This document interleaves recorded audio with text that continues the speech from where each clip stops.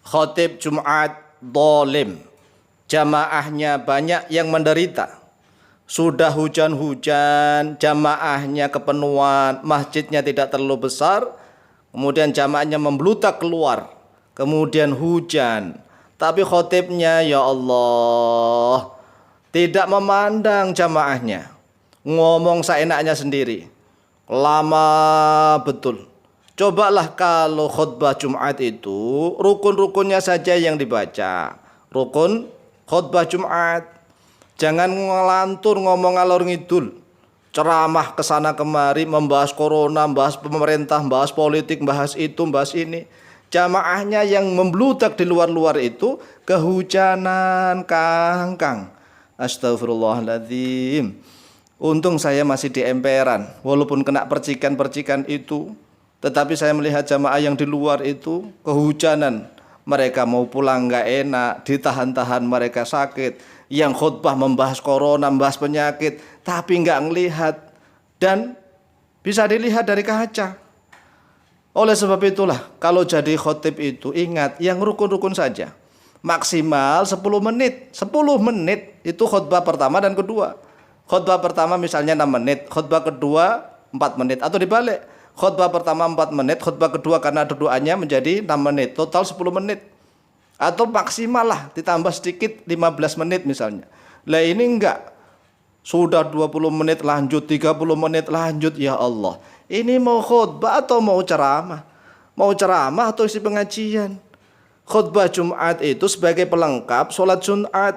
Sholat Jumat itu 2 rakaat. Duhur itu kan awalnya 4 rakaat. Duhur 4 rakaat.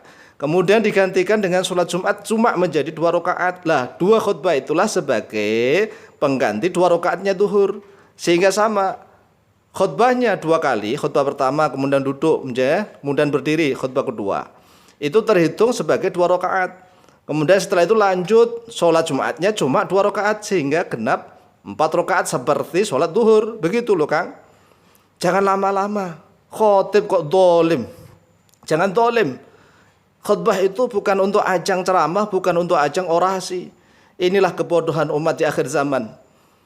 Sebagaimana yang telah dikatakan oleh Ibnu Mas'ud radhiyallahu an, qala Ibnu Mas'ud radhiyallahu an, innakum fi zamanin katsirun ulama'uhu qalilun khutaba'uhu. Wa sayati ba'dakum zamanun qalilun ulama'uhu katsirun khutaba'uhu. Sesungguhnya kalian saat itu Abdullah bin Mas'ud ngomong dengan para sahabat dan tabi'in. Saat itu Pak, zaman tabi'in. Sesungguhnya kalian wahai para sahabat dan tabi'in, ini dalam suatu zaman yang mana katsirun ulama'uhu, banyak ulamanya. Qalilun khutaba'uhu, sedikit orang yang ahli pidato. Zaman para sahabat dan tabi'in itu ulamanya sangat banyak, ahli Quran dan hadis sangat banyak. Di kampung-kampung sangat banyak ahli Quran hadis, tetapi yang bisa ngomong hanya segelintir orang saja. Wa sayati ba'dakum zamanun, dan akan datang setelah kalian suatu zaman qalilun ulama'uhu, sedikit sekali ulamanya. Bahkan satu kabupaten hanya 1 atau 2. Satu kampung enggak ada yang bisa baca kitab. Jangankan baca kitab, baca Quran aja gerudal-geradul ya enggak jelas. Satu kecamatan enggak jelas. Ulamanya sedikit sekali. Tetapi katsirun khutaba'uhu, banyak sekali orang yang ahli pidato. Bahkan khutbah saja dipakai ajang untuk pidato. Nah ini khotib membaca ayat salah-salah, membaca hadis cuma terjemahannya saja, tapi ngomong ngalor ngidul, ittaqullah, ittaqullah, takutlah kepada kalian kepada Allah. Seharusnya kita harus takut. Di saat kita di atas mimbar itu kita mengucapkan ittaqullah, itu kita sendiri yang harus takut kepada Allah. Sehingga kita nggak akan melentarkan orang lain. Khutbah nggak usah panjang-panjang. Ya Allah, diberi kesempatan naik mimbar, memegang mik, ngomong ngalor ngidul, ngetan ngulon, ngomong apa saja. Jamaahnya itu banyak yang kehujanan, mau pulang gak enak, ditahan mereka nanti sakit. Inilah kita berikan nasihat, jangan sampai kita menjadi orang yang dolim. Kalau khutbah itu ingat rukun-rukunnya saja, maksimal usahakan 15 menit. 15 menit itu maksimal, itu 2 khutbah. Syukur-syukur hanya 10 menit, syukur-syukur kurang dari itu.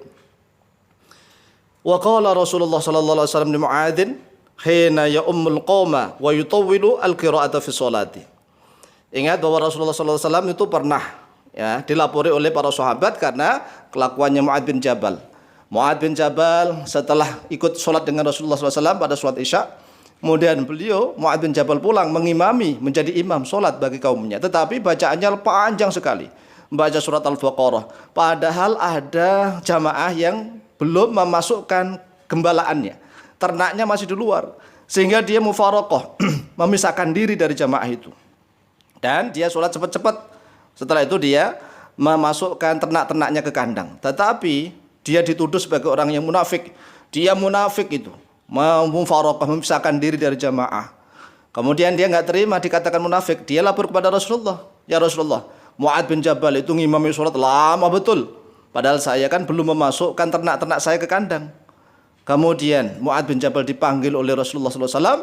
Dan Rasulullah SAW berkata kepada Mu'adz, ya Mu'adz, afattanun anta, ya Mu'adz, afattanun anta. Wahai Mu'adz, apakah engkau akan menjadi orang yang ahli fitnah? Wahai Mu'adz, ya Mu'adz, afattanun anta ya Mu'adz, apakah engkau akan menjadi orang yang ahli fitnah? Wahai Mu'adz, Iqra bikadza wa kadza, Iqra bikadza. Baca ini, baca itu, jangan panjang-panjang. Kamu enggak usah panjang-panjang ya Mu'adz. Ya Mu'adz, wahai Mu'adz, la takun fattanan. Engkau jangan jadi orang yang tukang fitnah, wahai Mu'adz. Jangan jadi orang yang tukang fitnah. Fa innahu yusalli wara'aka al-kabir wad-dha'if wadul hajati wal musafiru. Karena sesungguhnya yang sholat di belakangmu itu ada orang yang kabir, yang sudah tua renta, yang kondisi badannya ditahan-tahan ikut jamaah. Wad-dha'ifu, dan ada orang yang lemah, mungkin agak sakit, ada meriang, ditahan-tahan ikut jamaah. Wadul hajati, dan orang yang memiliki hajat kebutuhan, yang segera dia harus menunaikan hajatnya itu. Wal musafiru, dan mungkin ada orang musafir di situ. Jangan menjadi imam atau khotib yang egois, mikir dirinya sendiri, ngomong sakarepe dhewe ngalor ngidul. Ya Allah, inilah akan menjadikan umat lari, semakin lari. Oleh sebab itulah menjadi khotib itu minimal harus paham kitab Fathul Mu'in minimal. Kalau enggak Fathul Mu'in ya minimal Fathul Qorib lah, minimal Fathul Qorib. Kemudian hadisnya Hatam Bulughul Maram minimal ini. Kemudian tafsirnya tafsir Jalalain, Jalaluddin Al-Mahali wa Jalaluddin As-Suyuti minimal. Lain enggak. Ya, enggak, Masya Allah. Zaman dahulu ya kitab Fathul Qorib, Fathul Mu'in, kemudian tafsir Jalalain, hadis Bulughul Maram.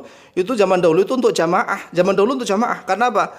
Orang yang menjadi khotib atau menjadi imam itu harus menguasai banyak kitab, minimal ya sampai Riyadhus Shalihin, minimal. Kemudian kita sampai kitab Tuhfah, Nihayah. Kemudian kitab-kitab Al-Majmu' Syarhul Muhadzab kalau fikih Syafi'iyah. Bahkan ada yang menguasai kitab bahkan sudah yang menguasai kitab Al-Kutubus Sittah, kitab-kitab hadis yang 6 itu. Lah ini enggak. Jadi khotib saja baca ayat gradul, membaca hadis, ya Allah, salah. Rawi-rawinya saya tahu itu salah. Yang baca hadis cuma terjemahnya saja. Riwayat Ahmad, riwayat Abu Dawud, riwayat ini, riwayat itu. Lah yang membaca enggak ngerti hadis. Enggak tahu itu nukil dari mana. Tapi khutbahnya lama betul. Na'udzubillah min dzalik. Sedangkan di dalam masalah khutbah sendiri, Rasulullah SAW telah bersabda, Inna tula sholatir rajuli wa qisara khutbatihi ma'innatun min fikhi.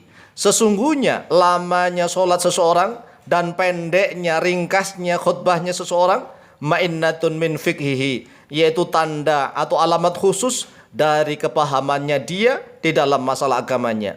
Fa'atilu sholata, maka panjangkanlah oleh kalian as-sholata pada sholat, waqsuru al-khutbata, dan pendekkanlah oleh kalian al-khutbata pada khutbah. Wa inna minal bayani sihron, karena sesungguhnya termasuk dari penjelasan itu adalah bagian sihir. Hadis ini diriwayatkan oleh Imam Muslim nomor hadis 869 dan Imam Abu Dawud nomor hadis 1106 dan oleh Imam Ad-Darimi di dalam kitab Sunan beliau nomor hadis 1597 dan Imam Ahmad bin Hanbal di dalam kitab Musnad beliau nomor hadis 18318 dan 18889. Ini jelas kalau khutbah jangan lama-lama, maksimal 10 menit itu maksimal 2 khutbah. Ya kalau seandainya mau lama sedikit ya maksimal lagi 15 menit. Jangan lebih dari 15 menit. Kalau lebih dari 15 menit berarti itu tandanya orang yang bodoh, orang yang jahil, tapi diangkat untuk menjadi khotib dan imam sholat Jumat. Na'udzubillah, tsumma na'udzubillah.